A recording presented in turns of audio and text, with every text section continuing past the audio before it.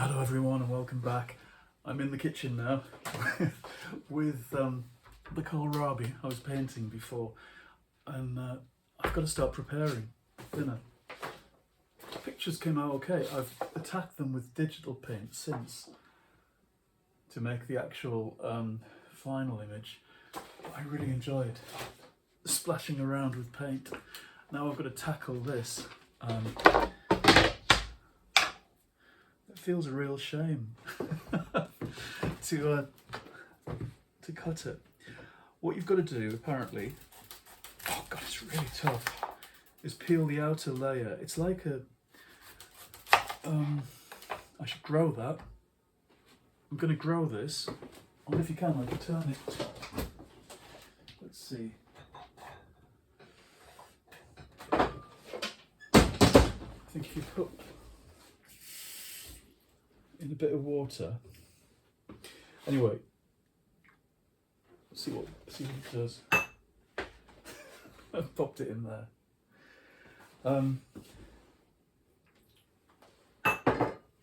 You've got to peel the outer layer, which is quite tough, and then, oh yeah, it's just like doing a Swede. And then slice it. Julienne it said, the thing I read, and cook it like carrots in a stir fry, which I'm going to do. We've got friends coming over, and then we're going to do noodles and sweet and sour sauce, and actually it doesn't really go with it, but samosas and bhajis, because we've got them in the fridge, so it's going to be a bit of a mix. And then we're going to order out for dim sum. I hope you can hear me, there's no microphones. Can't really see our breakfast block. Really proud of our butcher's block. Anyway, this is going to take hours, I think, or maybe not. Anyway, what I've been reading, and I'm almost finished now, I'm distracting myself away from the book, is Natalie Goldberg's Writing on Empty, a guide to finding your voice. It's brand new out, and I've talked about it a bit before. She actually talks in there about hating to finish the book she's reading. While she's on a writer's retreat, she reads a book about French cooking and about a fella who learns to cook properly in France. And she writes really well about enjoying a book and not being able to let it go.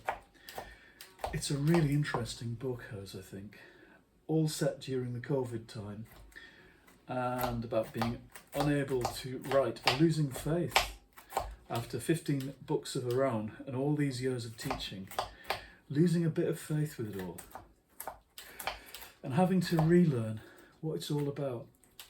So I've been hooked on that today. It's a really touching book. She writes more than ever about her family, and especially her mother, and why she had a problem with her mother. And that is very touching. I think with each book she's become more personal and more self-lacerating, self-exposing perhaps. More, I'm going to cut my fingers off. Vulnerable, I suppose, to the reader. That's what it is. It smells like Swede. When I was a kid, we didn't have pumpkins. It always makes me laugh when people get pumpkins now and talk about pumpkins for Halloween, because we never had them. We had Swedes in the northeast, and we'd walk around with these lanterns that we'd dug out with knives.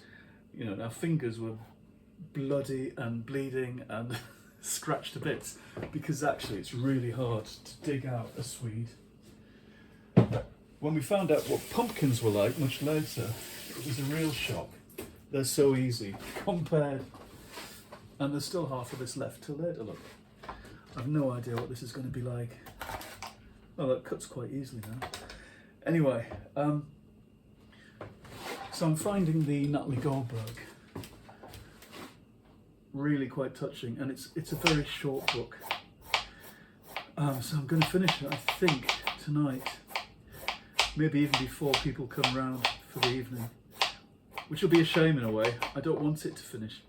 I might have to go and read her book about haiku, which I've resisted, and that's just my prejudice, thinking I've got nothing to learn from a book about haiku. I'm not bothered about writing haiku, but of course the lesson of all of these things is that the books are never really about the thing they're ostensibly about. A book about writing, painting, is just as much about writing as any of her other books. So maybe I should get the book on haiku. Anyway, I don't know. I enjoy the ones of hers I've read, and I need to read all of them. Okay, and after that, what I should really do is get on with the book club book for that's 2 weeks' time, and it's my suggestion, John Irving again, Hotel New Hampshire, which at one point I kind of knew off by heart, but I must go back and reread for book club. Right, I shall go. Stop chopping things on camera, and I will see you again soon in the next episode. Goodbye.